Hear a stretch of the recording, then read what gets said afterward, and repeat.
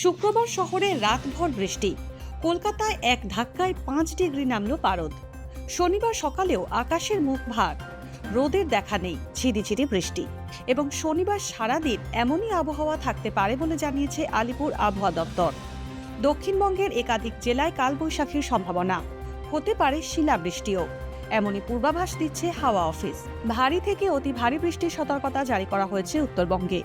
উত্তরবঙ্গের ওপরের দিকের 5 জেলায় বজ্রবিদ্যুৎ সহ ঝড় বৃষ্টির সম্ভাবনা প্রবল। এছাড়াও থাকছে শিলাবৃষ্টির সম্ভাবনাও।